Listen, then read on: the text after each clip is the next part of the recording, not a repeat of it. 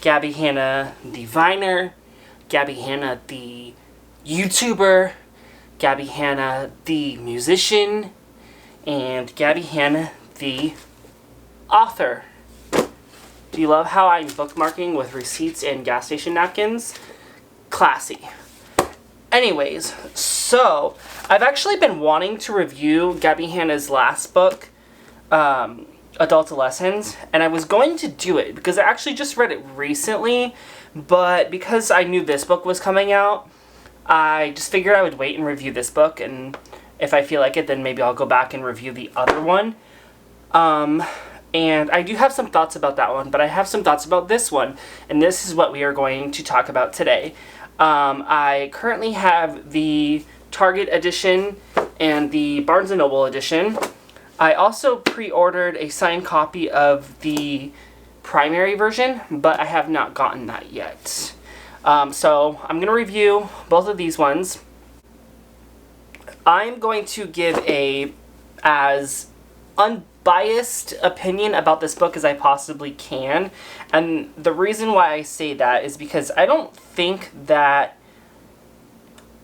being unbiased is really possible, because I do know who Gabbie Hanna is. And am I a fan of Gabbie Hanna? Yes and no. I don't really watch her YouTube videos anymore. I kind of quit watching her YouTube videos after she just started cleaning her apartment. Like, I didn't really care. But I am a fan of her music. I'm actually a pretty big fan of her music. I think she writes great lyrics. Whether or not you think she can sing, subjective. However, or is it objective? Whether or not you think she can sing, it's all relative. So, anyways, I'm going to talk about her book Dandelion, and I have the Barnes & Noble version and the Target version, and I actually haven't finished reading the book yet, and the reason I haven't finished it is because I just don't want to, like, I'm not really one to just binge through things. I'm really enjoying her book, so I kind of just want to hold on to it a little bit longer, but as of right now, I'm on page 80, and this is a pretty hefty book. The last poem is on page 217, so it's pretty hefty. But anyways, so let's just get into it after wasting 6 fucking minutes. So, what do I think of her poems? I actually like this book quite a bit, and this isn't coming from someone who's like a poetry expert or any type of literature expert. This is just someone who picked up the book, read it, and liked what they read. That's really all I can say. Whether or not you're a Gabbie Hanna fan, I don't think that really matters. I just liked what I read. I don't want to just pass it off as a coffee table book, because even though I actually really like coffee table books, I think there is a bit more depth to it. However, it does kind of have a coffee table vibe to it because of the illustrations and whatnot. And some of the poems are very short. Dandelion is a mixture of like a stream of consciousness and a poetry book. And her last book was kind of the same as well. So if you take that into mind, I think you can appreciate the shorter poems a bit more. Like, I'm not going to compare her to Edgar Allan Poe or William Shakespeare, but I'm just going to talk about this book. So, one of the shorter poems that I really like is the first poem. It's called Bloom. It's on page 1, and it says, "I was 26 years old when I saw my first flower, and instead of rejoicing in its beauty, I mourned all the years I was blind." It's pretty simple, it's short, but I don't know, it kind of stops and makes you think for a minute, and I really like that. So, yeah, I like that poem. And even some of the shorter poems I would say are more of a stream of consciousness, I like as well. Like this one, it's called Tinted, and it says, "Some people dance like no one's watching. I cry hysterically in my car like no one can see into my window." I mean, is it like world-renowned literature? No, but is it relatable as fuck? Yes. And I know whenever people review her books, they always want to talk about like the little short ones, I guess, to just try to make them look bad. But Gabbie Hanna honestly does really well with her longer poems. And I don't know if people just don't want to read them on YouTube for the sake of time, or because they don't want to admit that she's actually, or they just don't want to admit that she's actually good at writing. But some of them are, I don't know, like they're just, some of them are just really relatable. And I think that's why I'm a fan of Gabbie Hanna's poetry, because I get it. And I don't know if maybe like her poetry is for a niche audience, but if you get it, I think you really like it. Like I really relate to a lot of what she says with her poetry and also with her music, and that's why I'm a fan. I just lost my spot. Okay, so this poem is called Yawn. I'm gonna read it as fast as I can, and then I'll talk about why I like it. It says, I went to bed at 9 p.m. because I felt it was an acceptable time to say the day was over. I can justify 9 p.m. That's how my days are sometimes. Just waiting to go to sleep so I can say I got through the day. I've been just get through the day so often that I'm terrified I'll wake up soon and I'll have gotten through my entire life. I usually wake up around 3 or 4, my heart racing, choking for breath. Sometimes nightmares, usually bloody. Mostly an endless loop of chasing and being chased, trying to close and lock the door as some faceless beast pushes back at me from the other side. Other times, nothing at all. My nerves are just firing, sending static through my veins, keeping me alert for when disaster strikes. This is what my life has come to. Too depressed to be awake, too anxious to sleep. I'm tired. Okay, the reason why I really like this poem is because, honestly, this is me. So, I am someone who, I have such a hard time sleeping. That's why I'm actually in my pajamas right now. I don't know where my phone is. Oh, it's right here. It's 2:58 in the morning. So, I have a really, really hard time sleeping. Sometimes I literally won't get out of bed until the sun is setting. And sometimes I don't go to sleep until the sun is rising. It's 3 o'clock in the morning right now, which is why I'm in my pajamas, and I'm reading this poem. So the fact that it's 3 a.m. and I could barely get out of bed today,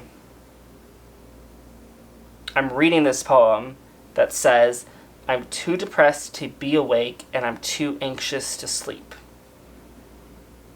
Like, that's relatable as fuck.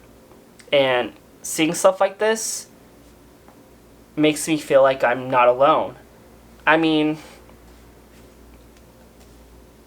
I honestly, I don't know a lot of poetry. I'm not familiar with a lot of authors, but seeing someone write something in such a relatable way is comforting. So, I like that poem. Anyways, moving on. Okay, so I know a lot of her like really short poems or kind of like comics or illustrations get a lot of shit, but like this is something I can really appreciate. It says, it has this person right here, and if you look at it, it's a person and he's literally carrying the weight of the world on his shoulders. So he's carrying the world and he says, I can't do this. And the other person says, is the weight too much? Like, honestly, kind of funny, kind of clever.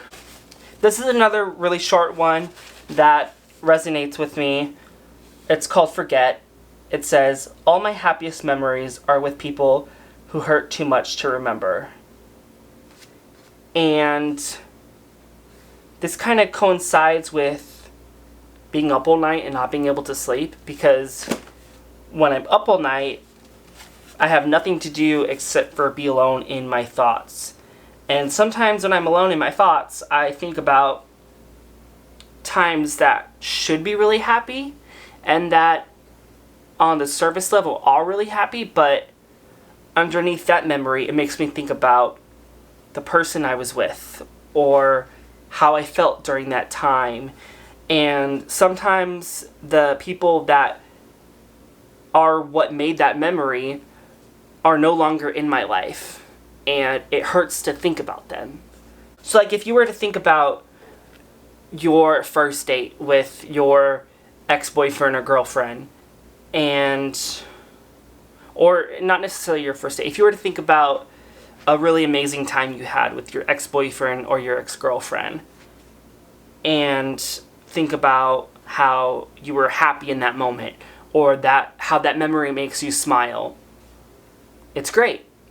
But then you think about how you're no longer with them, and it makes you sad. And that's what this poem does for me. All my happiest memories are with people who hurt too much to remember. I don't know. That's why I like that poem. I'm not going to read this one, but this one called Lunch, I really like that as well. So this poem's called Codependent, and it's on page 78 with the shark, and it says, "You can bruise me, beat me, hate me, and cheat me, but I'll still want you forever. I'll beg you to love me as you beg to leave me, and for that I blame my mother." So, the reason why I really like this poem is because it makes me think of my parents and the type of relationship that they showed me. I think a lot of times the relationships that we have as adults are based off of the example that our parents gave us. Whether it's good, bad, indifferent, a lot of times that's all we know. And so when she says, "I'll beg you to love me as you beg to leave me, and for that I blame my mother," that just really makes me think of the toxic relationship that my mom and my dad had. And for many years it was like, I hate you, I'm moving out, get back together, falling apart, moving out, get back together, until eventually they did get divorced. And that's kind of what this poem makes me think about, and so I really like it. Okay, so this poem is the longest one that I have read so far, and I know she actually read this in one of her own YouTube videos, and this is actually the reason why I bought this book, because I really loved this poem when I heard her read it. I'm a huge sucker for nostalgia, and this poem is the epitome of nostalgia. It's called Two. It's on page 28. Anyways. We were on our second date, circling the car because neither one of us were ready to go home. My new home. Empty of furniture, empty of memories.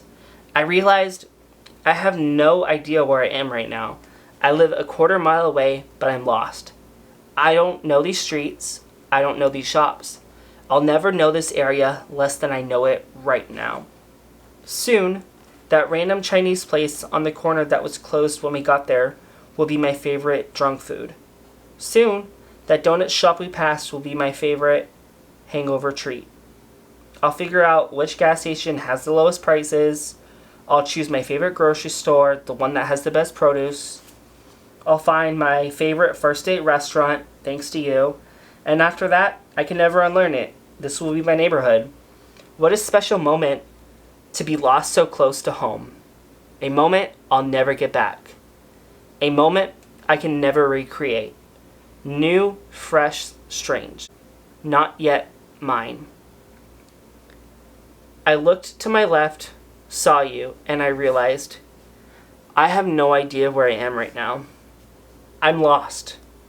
I don't know you. I don't know your heart. I'll never know you less than I know you right now. I know that I'm not ready for love right now, for love again. I know I'm just hoping for a distraction, but what if this is the beginning? What if this is a beginning, and I don't acknowledge it? New, fresh, strange, not yet mine. So, I allowed myself to acknowledge you, just in case. I embraced this beginning, painted a picture to look back at in our old age, just in case. What a special moment to be lost so close to home. So, I get way too emotional reading this poem. I don't know why. It makes me think of, like, two different things simultaneously. It makes me think of, like, the very new beginning of a relationship, the very vulnerable beginning when you don't really know someone, when you're getting to learn them, when essentially they're a stranger to you, but you're excited about it. You think this could end in disaster, or it could be forever. You don't really know, and that part is exciting. But it also makes me think of when I bought my first house and the neighborhood I lived in, and how I didn't know anything. And slowly but surely, it became my neighborhood. Even when I was 18 and I got my first place that I was renting, it was a scary yet exciting time. You're literally lost so close to home. And I really like this poem. I don't know how anyone could say anything bad about this poem. It has great imagery, takes me back to a place, several places in my life, and I appreciate it. So, that's all the poems from the book that I read. However, I did read a couple of the exclusive features that each book has. So, in the Barnes & Noble edition of her book, she has letters to strangers. And I'm not going to read them because I honestly don't want to give them away, because I think they're really special and I think they're great to read for yourself. But I will talk about the ones that I read. She has one that's titled To Philip, and it's about her baby brother that died before they came home. Either her mother had a miscarriage or a stillbirth. It doesn't really go into that, but really, really heartbreaking, and I enjoyed reading it. And it actually, it really, really humanized Gabbie Hanna in a way that I don't think her YouTube channel ever has, or even her music. I really enjoyed that one. And another one that I really loved was the one to Claudia. And in this one, she is writing to a little girl that she met at a grocery store. And if you've ever been a child who felt like you were neglected, or you weren't good enough to your parents, or they didn't really love you, whatever that feeling may have been, I think this letter will really resonate with you. Reading this letter made me think about my mom, not necessarily in a way that I like thinking of her, but in a way that's relatable. When I was a kid, my mom often told me that she hated me, or that she wished she would have had an abortion, or just a lot of things that you don't necessarily want your mother to say to you. And in this letter, she's talking about how she heard her mom say some not very nice things to her. And I like this letter because, once again, I feel like I wasn't alone as a kid. So I really like the Barnes & Noble edition. If you were to choose between the Target and the Barnes & Noble, I don't know. I'm not gonna tell you which one to choose. But in the Target edition, she has some lyrics that are, it says unreleased lyrics, but honestly, you can find some of these songs on YouTube. And I don't think that's a bad thing, because she has the lyrics for Sleepyhead on here. And I've heard this on YouTube. She has a live version of it. And I hope to God one day that she releases a studio version, because I really, really love the lyrics of this song. So, if nothing else, I'm really grateful that I have it in writing. So, a little snippet of her lyrics to Sleepyhead are, I try to go to bed real early just to say I got through the day, but I worry sometime I'll find I slept my whole life away. I'm too anxious to fall asleep, but I'm too depressed to stay awake. The drama and insomnia's really messing with my mental state. I think about the night that I was pleading, please don't leave. But I could see me in your eyes, and I couldn't stand who I was being. I fear I'll disappear someday. Other times I wish you'd let me. 'Cause deep down I know the truth is that you wish you never met me. So the lyrics to that song really make me think about the poem that she wrote called Yawn. I think they're very much correlated with each other. And the first time I heard her sing Sleepyhead live on YouTube, it was probably, it was over a year ago, and I really liked how the lyrics sounded, so I was really happy to have this in writing. But anyways, that's all I have to say about her books.